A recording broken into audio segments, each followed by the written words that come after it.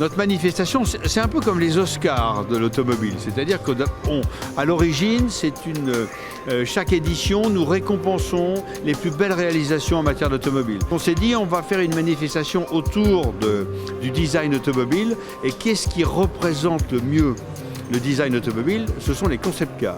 Les constructeurs présentent ces concept cars pour montrer au public comment ils envisagent l'automobile dans 20 ans.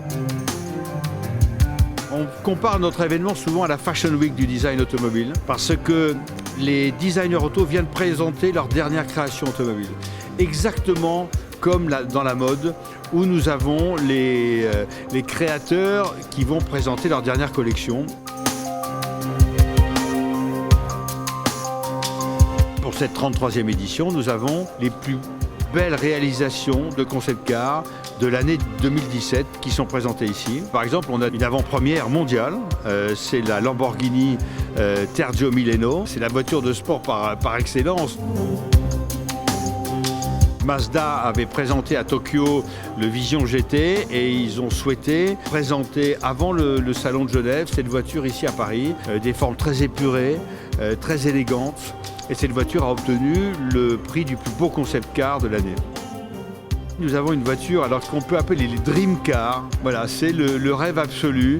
C'est la Mercedes qui est la Maybach cabriolet, qui est une voiture alors qui fait rêver. Elle fait près de 6 mètres de long, 2 places. On dirait qu'elle sort d'une bande dessinée, mais qui a un succès considérable dans cette exposition et qui est, voilà, comment le centre de design de Mercedes, dans ses délires de création, peut produire une voiture de rêve totale. Dans les constructeurs allemands, nous avons aussi la BMW Z4 cabriolet qui préfigure aussi les tendances de design des coupés sportifs de BMW dans un avenir très proche. Pour les constructeurs français, nous avons une étude très intéressante qui est la Renault Symbiose, qui est une voiture qui a été conçue avec un cabinet d'architectes et qui est le prolongement de la maison. Renault présente aussi pour le sport automobile, puisqu'ils sont engagés dans le championnat du monde de Formule 1, ils présentent un concept de Formule 1 qui est la RS 2027 et qui est une voiture transparente. C'est-à-dire qu'on voit le pilote dans la voiture, le casque est transparent, la voiture a des formes extrêmement fluides, bien sûr pour son aérodynamisme. Très très belle réalisation en matière de design.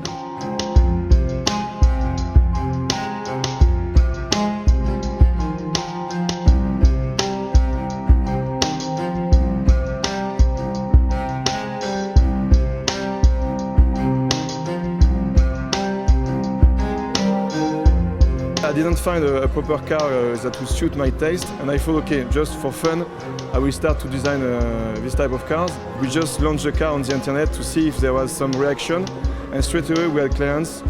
So we say, okay, there are passionate people like us in the world, so from that we decided to go ahead and keep working only on this car. You know? The price in France is about 90,000 euros, so around $100,000 for the rest of the world.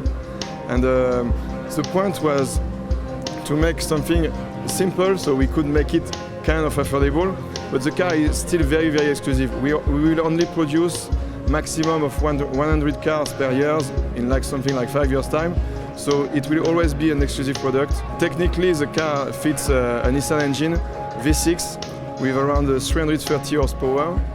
And the weight is very light, it's 800 kilos. Some say it's a bit like a Lotus for the track and a Ferrari for the road, so I'm quite happy about that and we try to reach this target.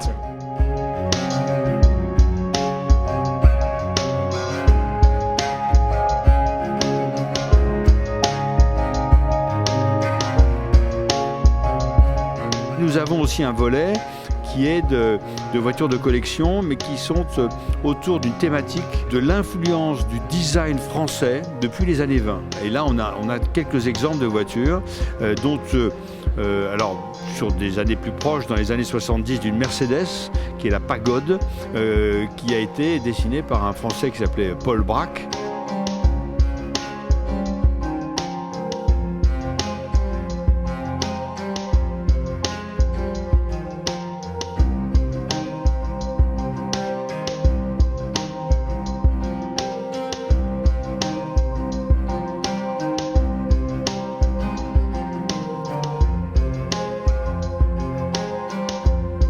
l'idée de cette manifestation, en tout cas, c'est pour tous les passionnés d'avoir beaucoup d'émotions autour d'une passion qui est celle de l'automobile, de la beauté. Et je crois que ici à Paris, c'est un concentré unique au monde puisqu'il n'y en a pas d'équivalent.